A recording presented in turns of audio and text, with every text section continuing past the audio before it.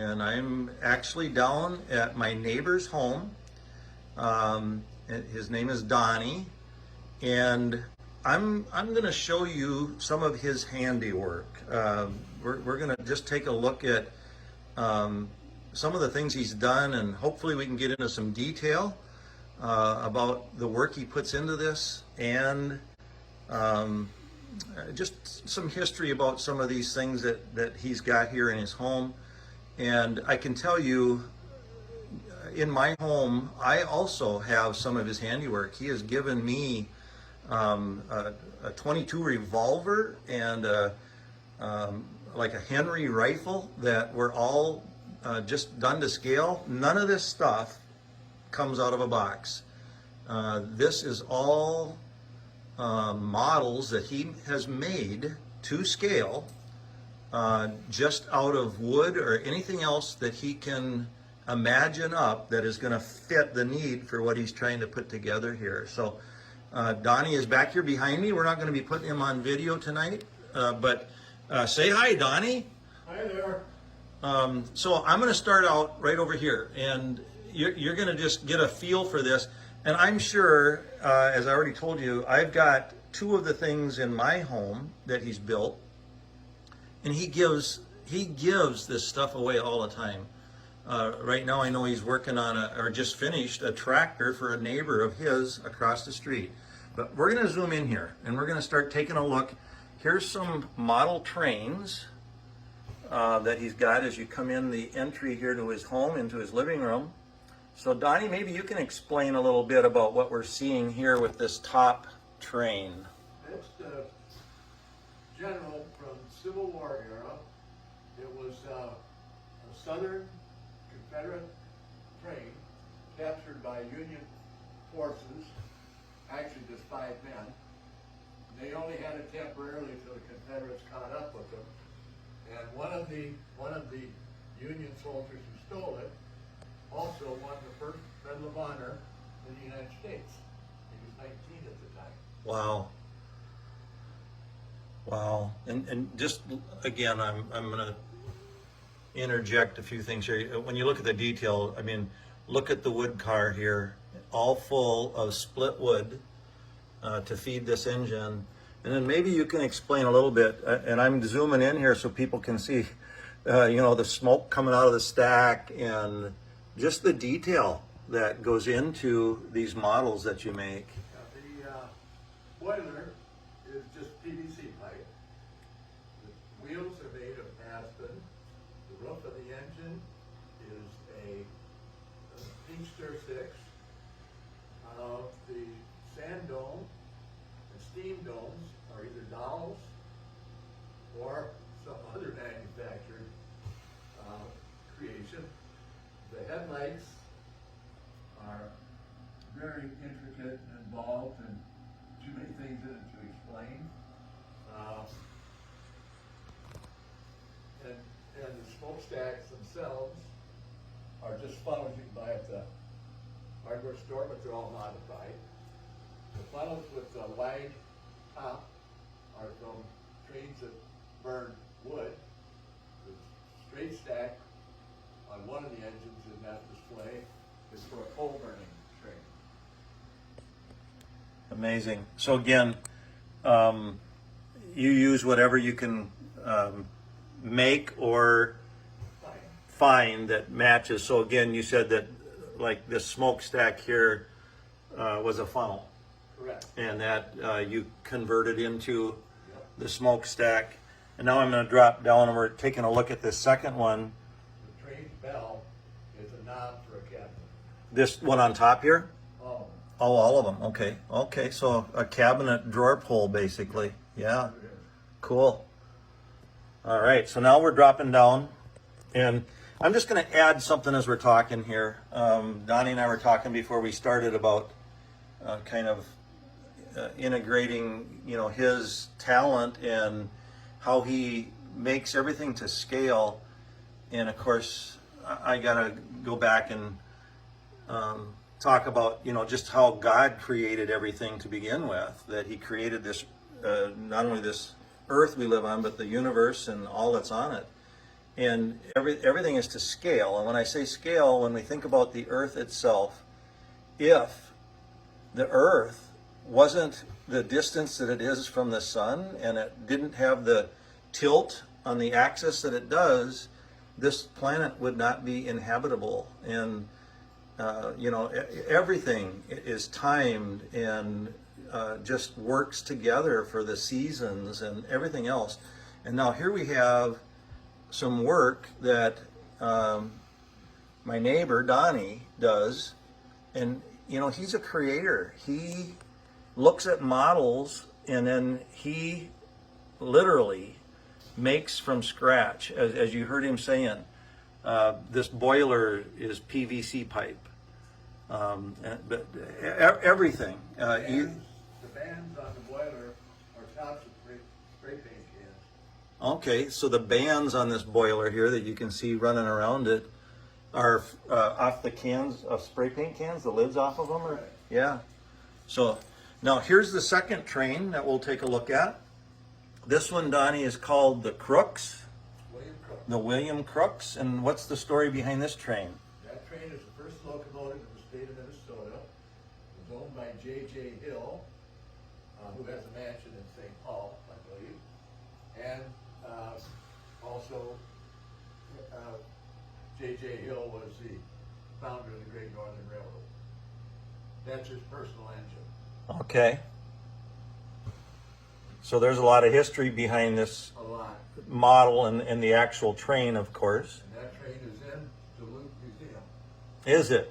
Yep. I'm going to have to go see it now that you tell me that. You can see it on the pamphlet on the base of the cabinet. Oh, yeah. Sure. Right here. On the right side there. Yep. So the first train in Minnesota. And I'm zooming in here so people can actually see the detail of the writing on this and everything else. So just out of curiosity, for my curiosity and everybody else's, how many hours would you suspect, we'll just say this train that we're looking at right now, this train with the wood car and then this car on the back for hauling passengers, how many hours do you think you put into this? Well, it took 3 months to make that train. Okay. There are, if you go back to the passenger car, Yeah. there are 40 windows on it total. Yep. There on each side it's corrugated and run your finger down the side of the train below the window. Oh yeah, I see that right here. That's 126 pieces of paper, spaced exactly the same distance on each side. Well, I'm here to tell you, I'm surprised it didn't take more than how long was it?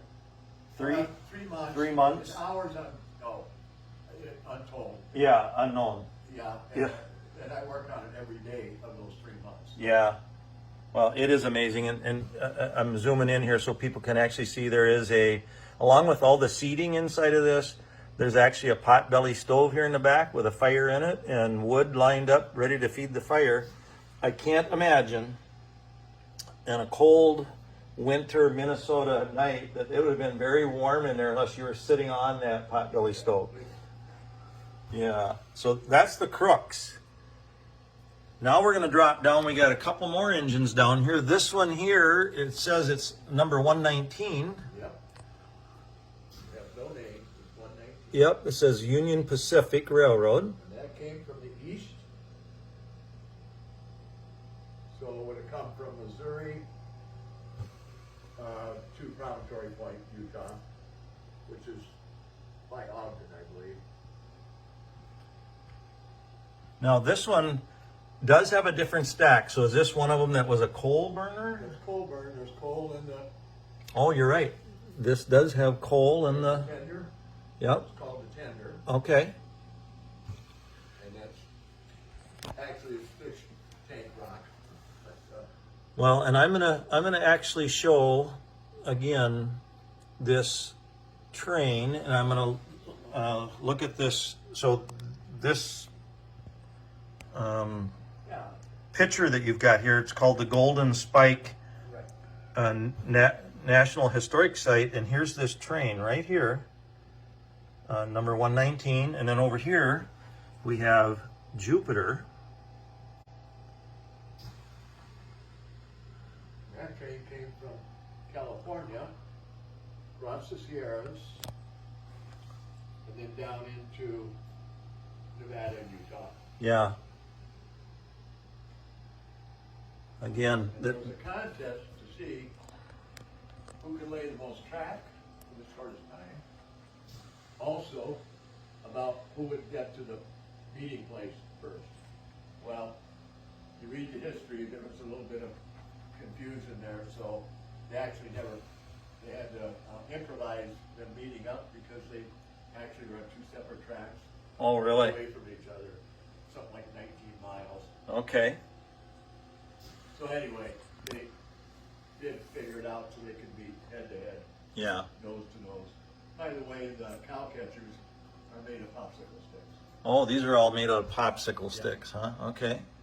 The running board above the wheels, heat stir stick. Oh, sure. Paint stir sticks.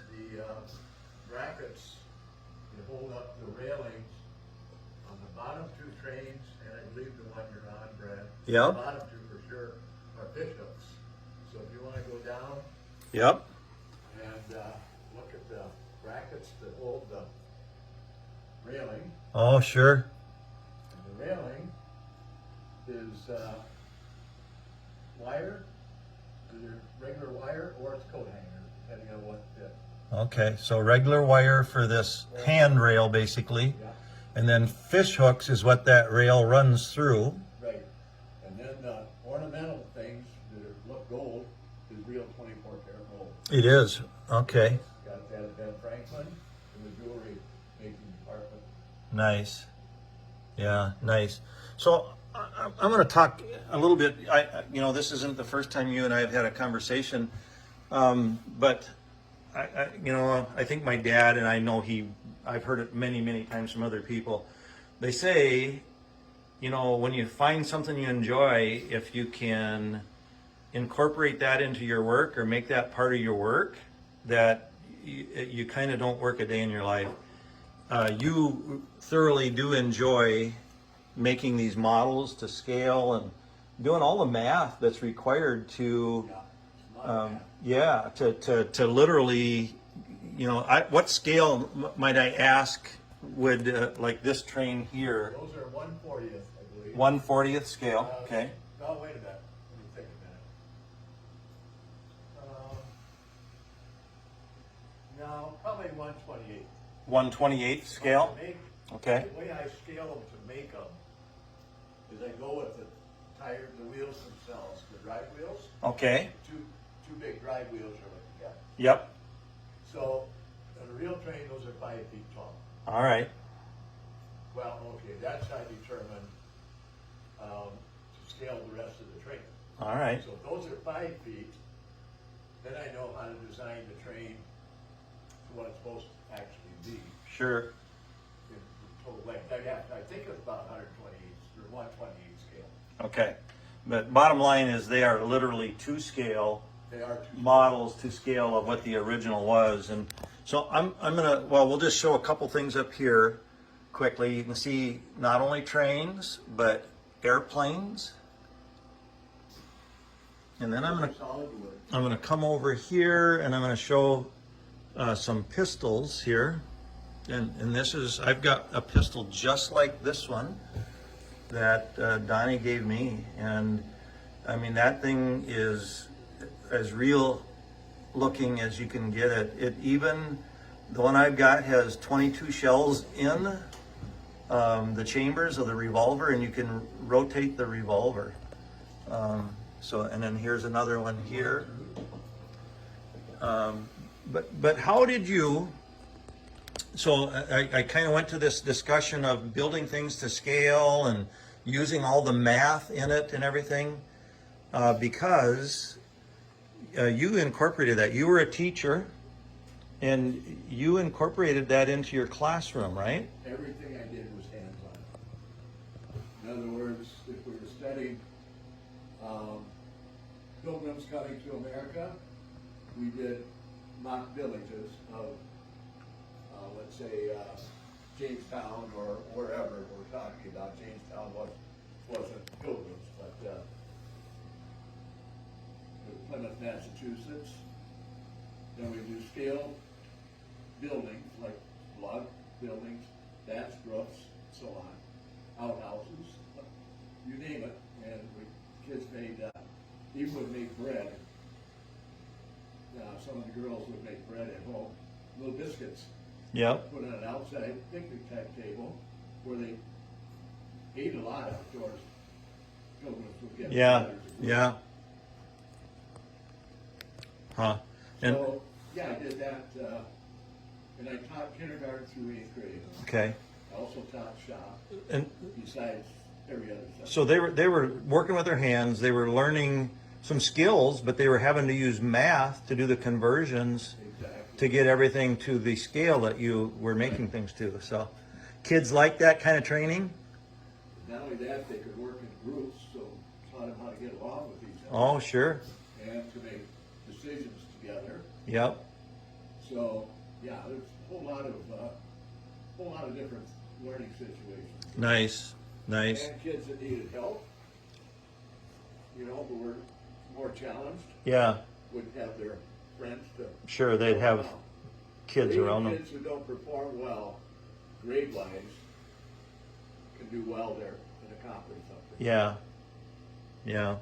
So this model is the USS Constitution. Correct. Okay. War of 1812, that's what it's famous for. Okay, from the War of 1812. And this, what would you say the scale? 140. 1/40th scale? Okay, so this is actually, how long is this? The whole ship, stem to stern, is 6 feet 10 inches. The hull itself is approximately 5 feet. And the actual ship was 200 feet. Okay. So, do the math, that's 140. Yep, yep. So we're looking at from stem to stern on this model, about 6 feet here in your home. And now we're going to start getting into taking a look at some of the detail in this. And again, now this is another model. Nothing came out of a kit. All hand built using wood and or whatever you could find. Bottom is real copper. Okay, the bottom is copper, real copper. So I'm going to get down here and we're going to take a look at this copper. 830 pieces per side. So these are actual individual pieces of copper. How many per side? For 830. 830 pieces of copper per side on the hull of this ship. And then obviously you made it look like, I'm assuming like nails Yeah. have been applied to this, each and every one. I'm kind of afraid to ask you how many months. 20 years. Okay, 20 years in the making on this I model. put it away for a while. Yeah, well, I wouldn't have blamed you for that. Then it got in my fire, and I had to spend 4 years refurbishing it. Yeah, that's right. Donnie's house burnt down, what, 2011. 2011. And if I know my story right, when the firemen got here, the first thing they did was grab this model and haul it outside. Brian Moody. Yeah, because they didn't want this thing to be lost. But even at that, you had a lot of work to restore Had to be damage. Cleaned, repainted. Yeah, I had to put another 1,000 feet of rigging back in it. Because all the rigging melted because it's nylon. oh yeah, Or cotton string. yeah, So there's over 1,000 feet of rigging in it. Anyway. yeah. So I'm going to zoom in here and we're going to get in a little closer here and we're going Cannons to, are real. the what is? The cannons, they're made of brass. Okay, so and how many cannons are there here? There are, on the upper deck, there are 22 or 24, I don't remember how many, 44 total Yep, on the ship. They actually can fire BB caliber .177 I've actually fired one of them. Is that right? So you actually made every cannon. I made the prototypes out of wood. Okay. And then Danny Cyril's from the cranberry bogs over by Cranberry Lake. Yep. I went and bought brass, 3/8 brass rod down at Siren Steel. And then Dan set up the lathe, metal lathe, and set it up with my prototype for all the grooving, or whatever you had to do, tearing off. the Right. metal. Right. And then we turned them all out and bored them. And we put a touch hole in 2 of them. The rest don't have touch holes, but they could. Yeah. And then we fired one off 3 times. Did you really? Huh? And that was fun, black powder. Yeah. Yeah. So anyway, all cannons hand built. You can see more cannons on the lower deck Yeah, those are through. aluminum on the bottom. Okay, these are aluminum. The ones on top are brass. Different, they're different length and bore of cannon. Okay.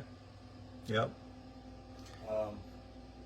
Each carriage on the top deck of the cannons is 35 feet of the carriages.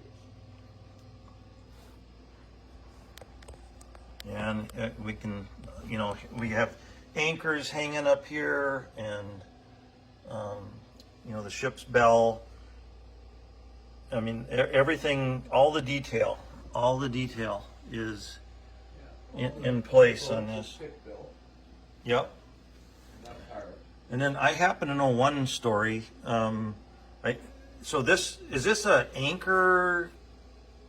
What's this kind of a wheel in the middle of the deck here that's got the handles out? Well, it's basically like a windlass. It's to raise and lower heavy things like rigging. Okay, so it would be for raising things from the lower deck or whatever. Okay. Anywhere you want it on the ship, anything you want Yeah. to do. They could rig it with pulleys, Yep. or whatever, but yeah. Well, this is the one I believe. It's called a capstan. Okay, cast in. And this is the one I believe that the cover or whatever there is actually the top out of a milk container. Yep. So again, it size-wise, shape-wise, everything just kind of fit together to use that. So again, examples of how all this stuff gets put together. So at any rate, you can see all the details that are done here. That's all hand painted. Yeah, all hand painted. Yeah. So I'm just gonna jump out on a limb here and say some grandkid someday is gonna be a pretty happy camper, right? Well, it should go somewhere else before. I don't think anybody in town has room to put it in. Is that right? Yeah. It's too big. Huh. You put that in a normal house without this size of Oh, room, and Yeah, it's absolutely. like a couch, it consumes. Yep, absolutely. Yep. So in addition to this, I know you've also done cars and boats and a lot of other things. And again, I think I did show down here this is a model That's a puzzle. Oh, the rifle. the gun? Yeah, the rifle. Yeah, the rifle, it's, Yeah, a model of the all wood. all wood. And again, nothing out of a kit, all built from scratch. So, And here's another pistol. over on your table. You can see the parts of it. This same Okay. pistol, All right, so this is a pistol that he was. In fact, you just made this winter, right? we did, right? Yeah. Yep. And that's just like yours, only It different. is. It's exactly like yours, only different. Yeah, yeah. Mine is like a stainless model. Yeah. But again, you can see here. Here's the cylinder with 22 shells actually in it, and then this is the rod that would go down through it, and it'll spin around that. If I remember right, when Donnie made mine, he said this is actually springs out of a pen. It can be out of a pen. I happen to have a whole bunch of springs I bought. Oh, did you? Yeah, The pen works. yeah, yeah, for the ejector part of it, Then and you then turn it over if you want to. okay. Go to where the gate is to load the gun. Oh yeah. You can open the See gate. right here's, so when the revolver's in there, you can actually lift the gate up so that you can put your shells in. Yeah. All built again to scale. In fact, this one actually is 1-to-1, right? It's like the It's an exact duplicate of what Right. the real thing Yep. is, Yep. which is the same way as mine is. And then I'm going to show one more thing over here. This is his latest project. He's got a neighbor across the road here that he's known for years that actually owns this particular tractor. This is a 1923 Fordson tractor.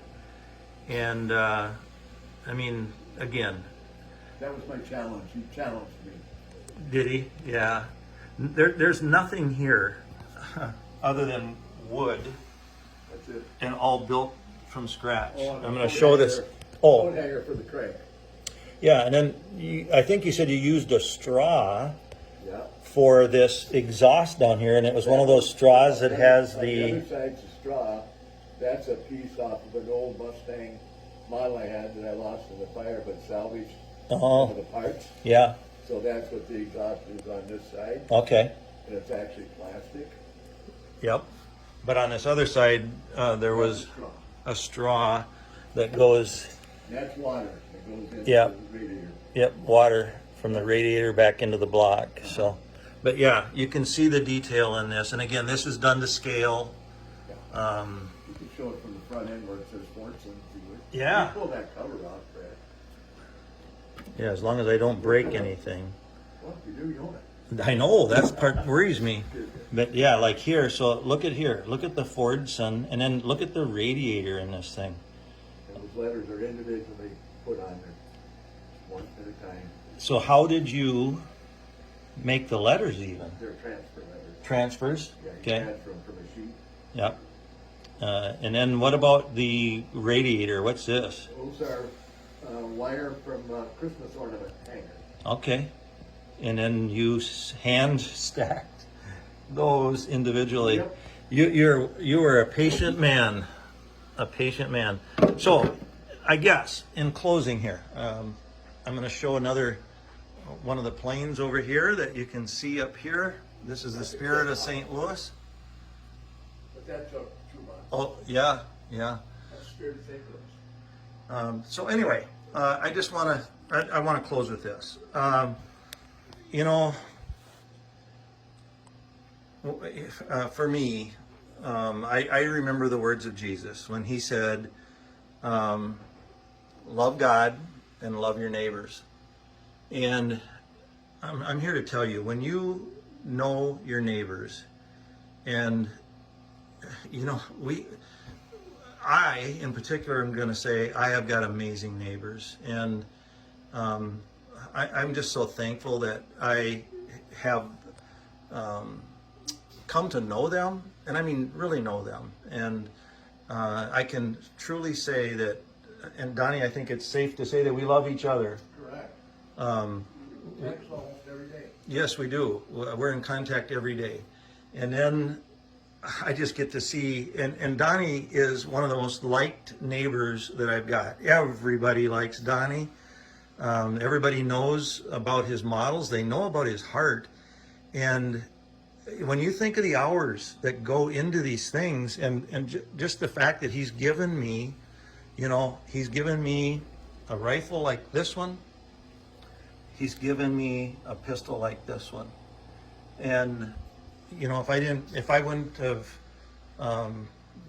have known him, I wouldn't even know about this stuff in his house. I wouldn't have a clue.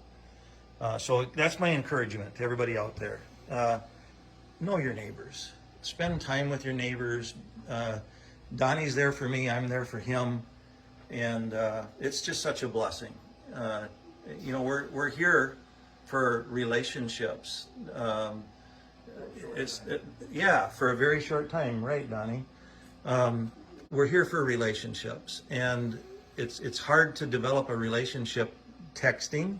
I mean, you can, but I think it takes some face-to-face time and just building that relationship. And that's the same way it is with Jesus. That's the way it is for me in my life. It's not a religion. The Pharisees had religion, and they crucified Jesus. And share what you can. Yeah, and share what you can. Exactly. I love it. So with that, we're going to close this thing out, and we're just going to close in a quick prayer. Heavenly Father, I just thank you for this day. I thank you for all you've done for me and continue to do for me, and the knowledge that I have salvation through Jesus. Nothing I could earn on my own, and it's undeserving. I don't deserve it. And I didn't have to clean up to come get it, but it's a free gift. All I had to do was accept it. And I just thank you for that. I thank you for my neighbor Donnie and all my other neighbors. And I just hope that everybody enjoyed seeing the detail in these models that Donnie has put together, and all to scale. And I just pray that you'll be with us now as we continue this day and this week. And I ask this in Jesus' name. Amen.